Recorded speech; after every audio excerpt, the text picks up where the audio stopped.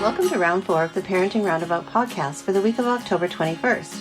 I'm Nicole Erdix, and I'm here with Terry Morrow. Hello. And Catherine Haleko. Hello. As moms of teens and young adults, we've survived those little kid days, yet we're still rethinking the decisions we've made all through our kids' lives and worrying about what's going on right now. Today's Thursday, which means it's time to give in to obsessing about parenting details big and small, like the personality traits we look out for in our kids' friends, their companions, their peer group, their partner. What type of personality traits are we looking for? Or is it our business to look for certain personality traits that we would like our children to be associated with? Is it even an issue? I mean, how did you pick out play dates for your kids when they were little? Who did you decide was going to come over for the sleepover? Or how did you decide whose house they were going to go to and spend the night? So, I mean, I feel like it's kind of a thing. It was definitely, we had many conversations with our kids about the importance of finding friends that have certain traits that are more friendlier than as opposed to not, and whether or not they followed that was a different issue. But I feel like it was definitely a topic in our house when my kids are growing up, and even now as they're older and have significant others in their lives, we still sort of talk about the traits of the people that, you know, would make life a little bit easier as opposed to not. Mm-hmm. So what are your thoughts on that? Like, what kind of, you know, maybe you want to give some specific examples of the personality traits and others that you look out for. Well, I would just want to say, in the case of my kids, the personality trait I look for is willing to be friends with my kids. So I don't have a lot to say about this. We didn't have a lot of choice, but I'm interested to hear what you guys have found. Well, I just thought that it was a very difficult line to walk if there was a kid that my child liked and wanted to spend time with and I didn't care for that child, mm-hmm. or that child's parents. I mean, that happened for sure. And like, you don't want to,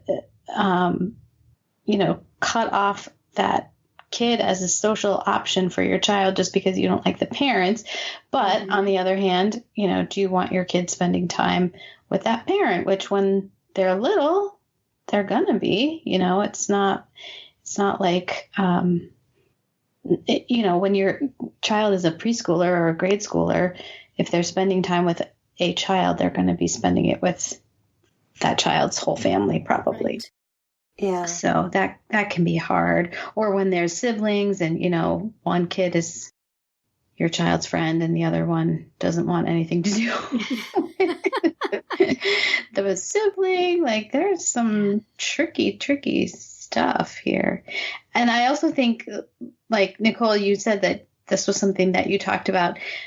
I know for me, it's hard to articulate, like, this is the kind of person that makes a good friend and this is right. the kind of person that doesn't. Mm-hmm. I think it's sort of a case by case situation. Yeah. Like when something happens, you can talk about how, well, was that person being a good friend when they did that? Mm-hmm. And turn it into a lesson, which is a very mom thing to do. It is. But I mean, I think maybe I look at broader traits as opposed to more specific ones that can so the traits that might be applied across the board, like loyalty. Mm-hmm. Right? Is this person going to leave you out or, include you, or are they going to, I don't know, think about you, or do you know what I mean? Like it's, mm-hmm. I was thinking more in terms of broader traits as well, mm-hmm. because we just don't get that FaceTime with our kids' friends like the mm-hmm. parents used to, when kids would often just be having play dates at their own house, or now it's or just roaming the neighborhood. Yeah. Yeah. I mean, parents don't get that opportunity to really get to know those kids, or in some instances they do, I guess, if you're doing a lot of carpooling and activities and that involve a lot of time spent together. But so I feel like those conversations always came in handy about what kind of people. I mean, it's almost like who are the people that you want in your life? Who do you want to surround yourself with? Mm-hmm. Right? And even if that means just being a friend, to like being a good somebody, just wanting to be in your presence and hang out with you, like Terry, you were saying with your kids, you know. Yeah. That in itself is a good trait to have. Right. Right? Yeah. I mean, there have certainly been some that I have liked more than others, and some I would have wanted to pursue more than others, but there's never been a choice between this kid or that kid. It's been a choice between this kid or nothing at various times. Yeah. So I've just had to roll with it, Mm-hmm. you know. If they have found somebody that they like and that person is willing to spend time with them, I have to kind of sit on my reservations if I have them. And there's been other times where I've seen people I thought would be wonderful friends for them, but it just doesn't happen. So, I don't know. Right. There's certainly been some that I can see ahead of time, this person is not going to be a good friend. And that's the way it works out. But to say at the beginning, Yeah. I think this is not a good idea, and then there's just nothing, so Yeah. it's hard. Well, It's hard when your kid has trouble making friends, and that when other people are not universally interested in stepping up. Mm-hmm. A lot of it also is moms. If you hit it off with the mom and then the kids wind up being together. Right. Yeah. That's with special needs, a lot of the time you see each other and, you're in the waiting room talking while the kids are in group. And so then you say, well, let's get together and do this thing. And then the kids are together, whether that's really a friendship they would have picked. So sometimes the personalities of the moms is more important than the kids. Well, I think that certainly happened when my kids were younger. Yeah. That my kids hung out with my friends' kids. Right. Mm-hmm. Yeah. And then hoping that all would go well. Didn't necessarily. Mm-hmm. But in some cases it did. And and then, of course, there are kids. So you're talking, Terry, about, this might not necessarily happen for all kids. There are also kids, too, who have limited peer groups, period. Like, you just don't have the numbers. I mean, I grew up in a small town where my peer group was maybe 15 girls. Mm-hmm. You better get along. There was really no opportunity to have a girl squad. Yeah. with that number of girls.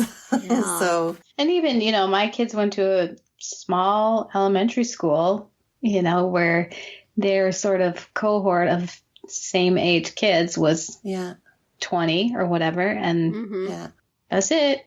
Yeah. Hope you get along.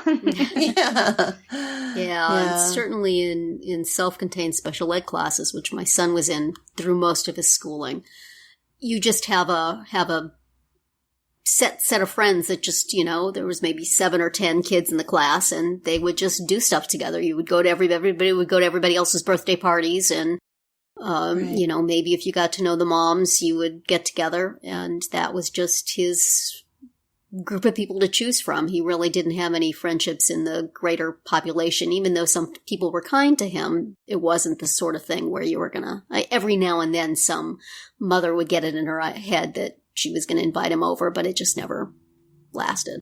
So, he just pretty much went through with this set group of friends, which was nice in some ways. Whereas my daughter, who was in general ed, there were people who, she had a few people who were really nice to her who became friends. And that was nice while it lasted. But, people move away, or they go to different schools, or they, decide not to do this anymore. And then you're back at square one. Mm-hmm. So, taking what you can get. Right. Yeah. Well, and I mean, you can have all these conversations with your kids, and they're still going to make their own decisions at the end of the day. That's true. So, whether they have one little friend or 10 or one good friend or, 5, like it just really all settles on their personality type and that's true. What their situation is and how they are and what their personalities are. So, yeah. And then you have to try to train them to have the traits that other people will find appealing in friends, and then other people's parents will say, why don't you be friends with that kid? Right. And that can sometimes be hard too. sometimes see your kid doing things that other kids aren't going to like, or other people's parents are going to say, well, no. And it's like, I love you, my child. I do not want to tell you how to be. I value everything about you, but really, you should not do that. There's no nice way to say that that's going to be not objected to.